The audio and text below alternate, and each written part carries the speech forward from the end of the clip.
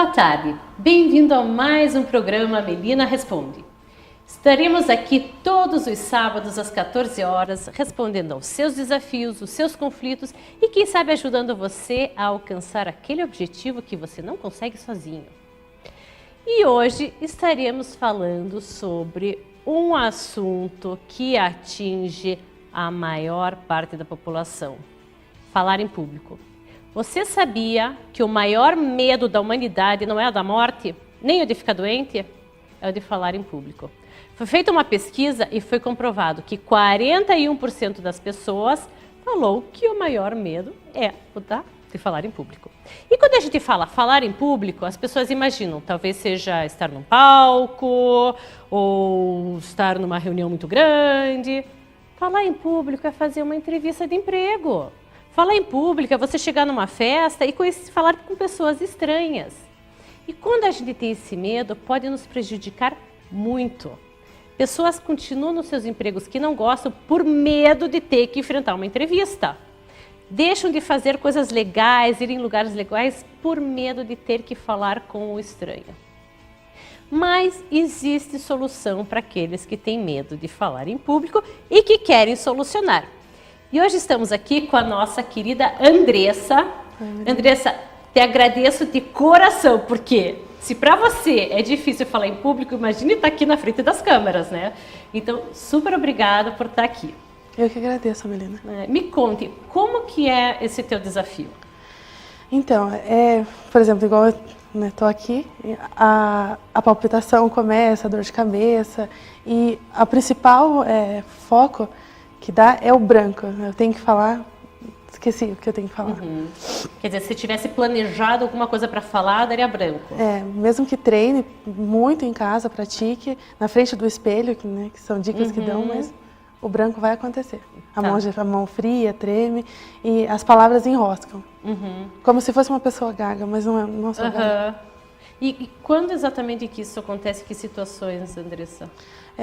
Mais, por exemplo, eu percebo na frente da faculdade, quando eu tenho que apresentar os trabalhos em grupo e todo mundo olhando para mim e aqueles olhos, eu tento fugir dos olhares, mas o branco vem e às vezes eu tenho que pedir desculpa, respirar e continuar. E o que te prejudica essa tua dificuldade? Eu penso, várias propostas eu já tive de trabalhar treinando pessoas, né? E eu disse não. Eu nem olhei mais para a pessoa porque eu tinha medo de aceitar. Então a pessoa vê potencial em mim e esse medo barra esse meu crescimento. E muitas oportunidades, não foram só uma. Você podia estar dando treinamento, dando aula. Porque como a gente estava falando, falar em público não é só estar no palco, mas uma sala de aula é um belo de um público, né? O que passa pela tua cabeça, por exemplo, na faculdade, né? Você tem que apresentar um trabalho. O que passa pela tua cabeça quando você está lá? Parece que o olhar das pessoas está reparando não no conteúdo que eu tenho para trazer, mas em outra coisa, tipo, do julgamento. Eu acredito que vão estar julgando e não, a intenção é o conteúdo. Então, eu começo a prestar atenção nos olhares e esqueço do conteúdo. Vou prestar atenção no outro, em vez de você. Quando a gente é pequeno, na escola, né, a professora chama: Andressa, Mariazinha, vamos responder, né? Sabe a pergunta tal? E você tem que ir lá na frente e responder, e a gente responde errado. E o que os amiguinhos queridos fazem? Riem, né? Então a gente já cresce com aquele medo que se eu fizer qualquer besteira, se eu errar qualquer coisa, se eu falar qualquer errado, vão rir de mim. E a gente sabe, adulto, que isso não é verdade. Sabe que as pessoas não vão estar rindo de você se você falar errado alguma coisa. Mas a memória que ficou lá atrás é a memória que deixa o teu coração acelerado, a mão suando, a vontade de fugir, né, e que dá o branco. E como mudar para que, né, essa memória mude e você consiga concentrar no conteúdo e não nas pessoas, né? O que você já fez até hoje para tentar resolver isso?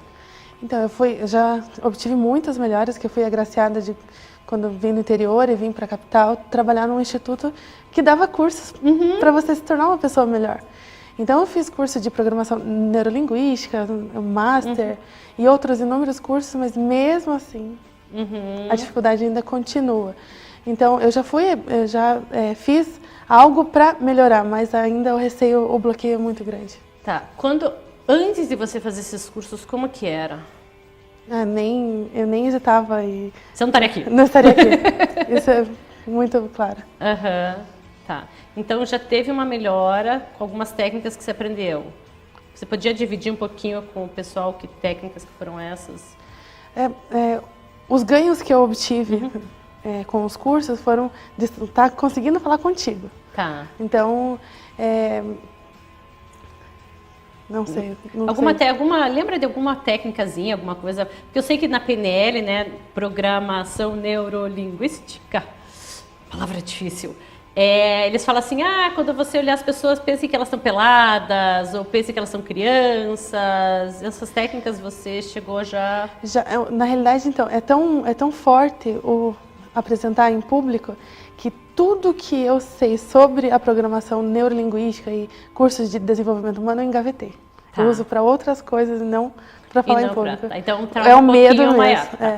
Além de ter, porque a gente sabe que existem várias técnicas. É que nem dieta, né? Eu sei que eu preciso comer um pãozinho aqui, um presuntinho ali, contar as minhas calorias e tal. Mas na hora do vamos ver, o que acontece?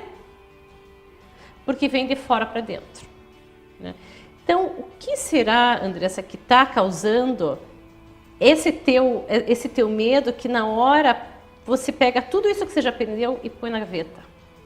Consegue lembrar de alguma coisa que possa dar uma luz? Quando você me falou sobre a escola, daí você falando, eu fiquei meditando sobre isso. E realmente na escola eu era muito conversadeira, ia bem nas provas, mas a professora sempre chamava a atenção que eu falava demais. Então chamou a minha mãe e falou, essa menina é boa, mas ela conversa demais. Então a professora sempre dava bronca de eu falar. E por isso eu nunca também fui na frente. No ensino fundamental também não é muito estimulado a isso. Mas talvez possa ser isso. A professora sempre deu bronca, você conversa demais. Tá, então você associa assim, eu estar falando na frente dos outros, estou falando demais, isso não é bom, porque você pôs na tua cabeça que isso não é bom, porque afinal de contas a professora dá uma bronca, né? O que precisa acontecer para que você consiga mudar essa figura dentro de você, lá dentro? Então, é interessante que a área que eu optei em ir profissional foi a área da educação. Né? Então, eu estou fazendo pedagogia, e nessa área é muito exposto na frente, claro. Porque você, o professor, vai utilizar só a linguagem. Então, o que eu procuro fazer? Bem, eu estou aqui para servir. Né? Então, algo eu tenho que ensinar. Mas tá melhorando, tá melhorando. Então, eu acho que pensar, meditar que o que eu tenho para servir, o que eu posso ajudar a transformar as crianças que vão ser adultos, pode melhorar, mas ainda é um desafio muito grande. O teu propósito é tão maior do que o que estão olhando se você vai falar errado ou não. E quando a gente vai para frente do público, seja colega, seja o que é, a impressão que tem é que eles estão olhando para a gente. Mas eles estão lá porque eles querem ouvir alguma coisa, né? Quando você vai numa palestra, você fica olhando para o palestrante ou você fica ouvindo o que ele tem para dizer? O conteúdo, sim. O conteúdo. E quando você deixa, você falou, você perdeu oportunidades de dar aula, quando você deixa de fazer isso por medo dos olhares, você está fazendo um desserviço para a humanidade. Porque você é uma pessoa inteligente. Obrigada. Você é uma pessoa que tem um monte de conhecimento. Estudar pedagogia não é para poucos, né? Porque é uma profissão de dedicação, é uma profissão de propósito. Eu acho que quem realmente ama a educação é que tem um propósito maior, né? De educar, de trazer coisas positivas para esse mundo, que é o que eu sei que é o que você quer. Então, isso precisa ser maior do que a bronca da professora. Porque você não quer ser essa professora. Não. Você não precisa, você não é essa professora. Então, a tua missão é você ajudar essas crianças que poderiam estar passando por essa professora, mas não vão passar por você. E como que você vai lidar com essa criança que fala demais? hoje, né, com o conhecimento que eu tenho, eu sei que eu tenho que estimular ela cada vez mais, né, ela ser até o ajudante na sala, incentivar. Se você fala bastante, então você pode me ajudar. E até mesmo quem não fala, ajudar a falar mais. Então é o estímulo mesmo, essa criança aqui, e não podar, né, que hoje em dia as crianças são podadas dentro da escola. E você sabe que a gente tem uma criancinha lá dentro, né? Porque ela nunca morre. Não. Né? A gente continua com a nossa criancinha de todas as idades. O que você pode dizer para essa criancinha quando ela tem medo dessa exposição? Que esse mundo, ela não vai acontecer nada demais, ela pode se sentir segura, que o que ela está trazendo pode ajudar outras pessoas. Dizer várias vezes, né? Dizer uma vez só, acho que não. Muito. Eu vi que você ficou emocionada, tocou. É que para mim é bem. Eu sei que eu posso ajudar muitas pessoas com conhecimento que eu já vim caminhando, mas eu não consigo ir além do que ajudar. Você não conseguia? Você não conseguia. Cuide com as palavras. Você não conseguia. Passado. Então, como que vai ser de agora em diante você sem esse medo? Vou ir melhor nos trabalhos, se tiver propostas para dar palestra igual já teve, né, vou aceitar. Então, você consegue se imaginar sem esse medo? Ainda difícil. Difícil. Eu consigo me imaginar, mas sentindo o medo. Tá. A maioria das pessoas fala mesmo com medo. Você tem atores que fazem exercício de respiração, tremem antes de entrar no palco ou antes de entrar num cenário. Palestrantes super com nome grande, palestrantes conhecidos também tem. Então, não é que talvez a gente vai perder o medo, mas é como fazer para superar esse medo. Né? Porque dizem que o corajoso não é aquele que não tem medo, é aquele que faz tendo medo. Senão não teria coragem, né? Senão... Então, como que você pode... Imagine você, tudo bem, com medo, mas tendo esse sucesso, essa sucesso pessoal, né? Estando ali na frente das pessoas. Como que é essa imagem? O que eu percebo, que eu venho nesse caminhar, é sempre que eu procuro pessoas, igual que eu te conheci, né, pessoas bem-sucedidas e que falam bem em público, e eu penso, o que eu posso aprender com essa pessoa? Então, a cada pessoa que eu conheço, eu vou melhorando. Então, pensar que eu vou conseguir falar em público e meditar isso.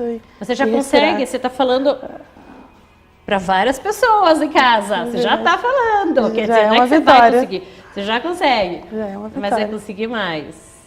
É isso. Tá. Você consegue pelo menos ver uma pontinha disso acontecendo? Consigo. Tá. Porque tem aquela história, né, do segredo, visualização. Eu vou ter uma Ferrari, eu vou ter uma Ferrari, eu vou ter uma Ferrari, eu vou estar magro, estar magro. Por que não funciona bem assim? Porque a gente não acredita. Então, você fala assim, agora você vai começar a falar assim, eu não tenho medo de falar em público, eu não tenho medo de falar em público, eu não tenho medo de falar em público. Não vai rolar. Porque, no fundo, você sabe que você tem medo. Você não está acreditando. Então, o que podia ser uma pontinha que você, de fato, acredita? Talvez, eu estou melhorando, estou conseguindo. Que você pode falar para você mesmo todos os dias que pode te ajudar. Eu acredito que sirva até como âncora ter vindo aqui ao programa e conversar com você. E eu sempre vou lembrar, um dia eu falei em público, né, com Melina Conivas, para as câmeras.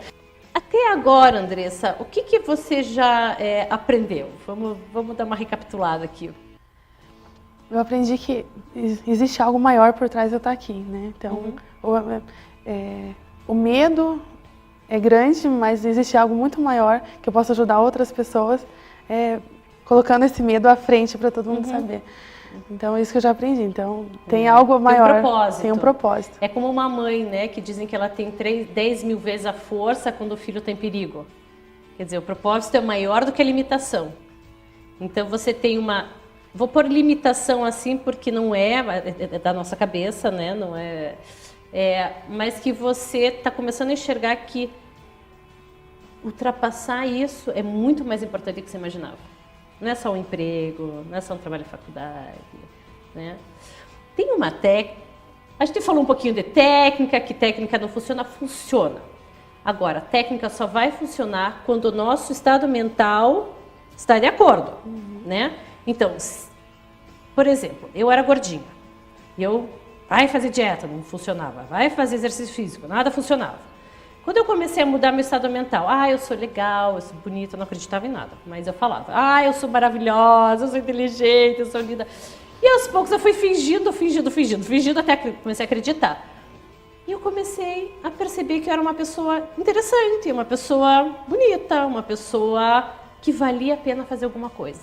E daí eu comecei a fazer. Falei, acho que eu vou comer um pãozinho integral porque vai me fazer melhor. Acho que eu vou dar uma caminhada hoje, só hoje, uma vez por semana, né? Porque eu acho que eu vou me sentir melhor e eu quero fazer bem para essa pessoa. Então, aí o exercício funciona. Daí a reeducação alimentar funciona, isso para tudo, não só para dieta, né? Então, técnicas sim funcionam. Então, entendendo o teu propósito maior, você pode começar a desengavetar suas técnicas, né? E tem uma que eu acho fantástica, que não é só para falar em público, é para qualquer coisa. Uma vez eu estava assistindo uma palestra de uma pesquisa que foi feita, que a tua postura corporal influencia o teu estado mental. Então, pegaram um grupo de pessoas, cada uma numa sala fechadinha, e puseram elas assim, com as pernas para cima, ou assim, sabe a posição de vitória? Tipo, 2 minutos a pessoa tinha que ficar naquela posição. Um grupo. Outro grupo, a mesma coisa, 2 minutos, só que assim. Sabe? Posição de desânimo. E foram feitas perguntas antes e perguntas depois. E, de fato, as pessoas... os 2 minutos estavam se sentindo muito melhores. E eu testei, eu fiz isso, eu tinha que dar uma apresentação e fiquei assim no cadeira. 2 minutos. Eu subi me sentindo ao máximo. Então, assim, o estado mental pode ajudar o físico e o físico pode ajudar o mental. E por que não fazer os dois ao mesmo tempo? Tenta, põe a mão na cintura. Põe a cabeça para cima. Não se sente já mais... poderosa, né? Então, existem algumas técnicas que a gente pode fazer, como, por exemplo, aquela de se subir, tem que falar dar uma apresentação, enxergar as pessoas peladas, enxergar elas como criancinhas que não sabem nada. Existem algumas técnicas, mas elas vão funcionar melhor quando você souber o teu propósito para querer mudar, né? Então, é isso que acho que é o mais importante para vocês pensarem em casa. O que é de fato que eu estou ganhando superando isso, né? Então, além dessa, o que mais que está vindo além dessas técnicas, o que mais que está vindo na tua cabeça que você pode começar a fazer para te ajudar? Eu sempre, quando eu apresento o trabalho na faculdade, as pessoas, nossa, ficou legal, né? Como você fala bem, daí eu não aceito, como você acabou de trazer, né? Uhum. Eu não me reconheço falando bem. Então, eu acho que visualizar mesmo que eu falo bem, se sentir poderosa falando, não poderosa no sentido, né? Mas por que não, que poderosa? Eu domino, né? que eu domino o conteúdo e que eu realmente posso imaginar como que eu quero que seja ao final, né? Uhum. Quero que seja perfeito. Entender o propósito daquilo. Quando o teu propósito está claro, é passar esse conteúdo para ajudar as outras pessoas através do conteúdo, não através de mim. Uhum. Porque eu falo, quando chega um cliente e fala, ai, Melina, você mudou minha vida. Não mudei nada. O processo mudou. Eu só estou ali para ser uma ferramenta. Quando eu dou uma palestra, é para ser uma ferramenta para pôr o conteúdo para fora. Quando a gente se enxerga assim, o conteúdo tem mais relevância. E a gente vê que a gente pode ajudar muitas pessoas. Né? E você tem, olha, teu olho brilha quando você fala disso, Andressa. Você tem essa... É bem interessante isso que você acabou de falar. Nunca tinha, até você falando, a mente viaja, né? Eu nunca me imaginei subindo num palco e me imaginando apenas como sendo uma ferramenta de transporte daquele conteúdo. Uhum. Né? Sempre pensei, como que eu vou falar, né? Como que vão me ver? Uma mensageira, né? Uma mensageira, isso aí. Então agora... Como que você pode usar essa palavra para as próximas vezes que você tiver que passar teu conteúdo? Usar como âncora, né? Agora eu vou passar uma mensagem que vai beneficiar inúmeras pessoas, seja na sala de aula, seja na faculdade, porque algo eu eu fui atrás do conhecimento e vou passar para frente. Então eu sou a mensageira. E na história, né, da humanidade, começando lá da Bíblia até, quantos mensageiros eram gagos, tinham problema de fala e passaram sua mensagem, porque a mensagem é o mais importante. E isso você tem. O mais difícil, que é o conteúdo, você tem. Que são anos estudando, trabalhando, autoconhecimento. Isso tudo traz teu conteúdo, tua bagagem, né? Então isso você tem. O resto é como colocar, né? Falando, como que eu vou falar, como que eu vou me colocar. Mas de que adianta você ser um mega apresentador se você não tem conteúdo nenhum? Daí... Como você está se sentindo? Bem melhor. É? Bem melhor, bem mais segura.